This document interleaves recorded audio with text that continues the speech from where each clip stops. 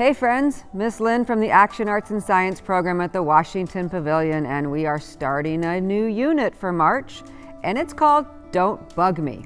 And I bet you can guess that we're going to do activities in art and science all about bugs this month. And we're going to start with a project inspired by Eric Carle. Now you've probably read the book, The Very Hungry Caterpillar, and he's got a lot of other books that he's written. So he's a very famous author and illustrator. And we are going to do a bug-inspired collage, sort of using the technique that he uses when he creates his artwork, but a little bit different. When Eric Carle creates his pictures, he actually paints tissue paper. And so while we can't create that same effect, because it takes too long for the paint to dry on the tissue paper, we're going to do something similar. But before we start, I want you to read the book, The Grouchy Ladybug. We've probably all read The Very Hungry Caterpillar, but this is a different one. And so I want you to pause this video, read this book, and then come back to it.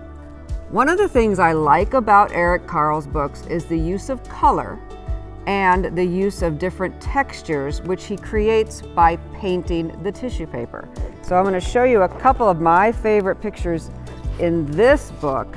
I really like this whale, and you can really see the paint strokes on the whale. So you can see where he used the paintbrush to create the texture, and then he would cut it out and put that together as the collage. The other one I like is the grass. This one you can really see the paintbrush strokes on. So it's very interesting, the technique he uses, very simple, but can really have a nice effect for his illustrations. The one that we are going to create is a little bit different. Like I said, we can't paint the tissue paper and get it to dry in time for us to do it in one session. So we're going to use paper instead, but I've got a variety of types of paper that you can use to kind of give that painted or textured effect to our art. So I've got some examples here of some of the different papers that you're going to be able to use. There's some construction paper, there's some metallic looking paper, some that's patterned, and it's actually patterned on two sides. So one side is a solid and one side is a pattern. And then there's some paper that looks kind of shimmery or glittery almost, and some tissue paper, and then some other materials that I'm going to throw in there just so you can create a collage. Now this is the one I did as an example. I kind of tried to do The Very Hungry Caterpillar, but put my own spin on it. I used tissue paper at the bottom to kind of create that grass effect. And then I used some burlap on the side to make my tree trunk and my branch. Then I cut out ovals of the different kinds of paper and glued them on. So I'm going to do a little bit of that for you right now just so you see how it works. But you'll be able to create any kind of bug that you want. Eric Carle has created, like we read, the grouchy ladybug. He's done the very busy spider. He's done the very quiet cricket.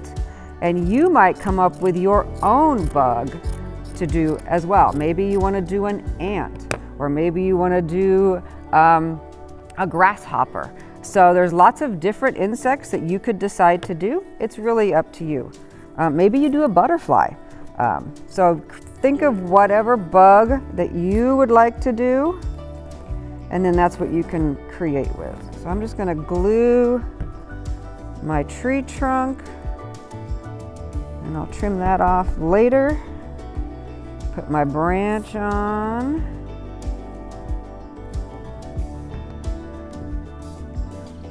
And then I'm going to create my caterpillar. Now, I didn't measure, I didn't trace, I didn't try to make them perfect, because one of the other things I like about Eric Carle's illustrations is that they're not perfect. They're not symmetrical, they're not perfect geometric shapes. It's very loose and it's very flowing. And that's what you would find in nature. Any of the bugs that we see, any of the things that are in nature are not exact and perfect. So that makes it easier to create our shapes for our bugs. So when I did my first example, and I'm going to do the same thing here, I'm just going to cut a couple of them at the same time because this is thin paper. And then I'm going to use one of them just as the pattern. And I think I'm going to make these a little, even more oval than I did before, just to give it a little something different. Now they don't have to be exact, but I like them to kind of be the same size. So then I'm just going to trace around with my scissors. I'm not even going to use a pencil, although you could. Trace around this way. I really like this pattern paper because it picks up all of the other colors and it helps me kind of put it all together. I've been using kind of in the same color family. So this one was mostly yellows. This one's going to be mostly blues and purples. But you can do it any way you want. I think I can stack all three of these together. Cut around one of them. Notice that I'm not cutting in the middle of each sheet of paper because I want to be able to use this again or let other people at my table use this. So I don't want to cut a big hole or a big space in the middle of the page. I'm just going to do it on the edge. That way we don't waste. So I've got a bunch of my ovals here. Gonna kind of arrange them, figure out where I want them all to go. Maybe that one there, maybe this one there. Yeah, all right, so now I'm gonna glue. Now I overlapped mine on this one, and Eric Carle does that a lot. You don't have to do that. You may choose to put them right next to each other. Maybe you put a space in between. It's really up to you. I think I'm not gonna overlap this time. I'm gonna put them right next to each other and just keep them going here. Ooh, that's a nice color on the other side. I could have used that one too. Keep going. You can cut out antenna or legs or any other body parts that you want. I just used a marker to make it a little easier. One more. That one is going to be my head. And I'm going to add some markers to this. I'm actually going to make this one kind of grouchy, since we read about the grouchy ladybug.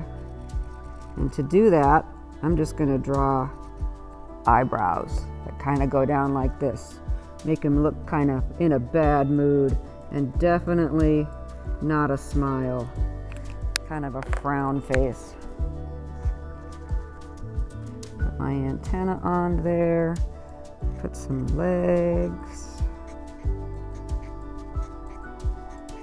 and there we go. Can trim my tree trunk a little bit. This time I didn't even put grass on the bottom. This caterpillar is very high up in the tree. There's not even any grass.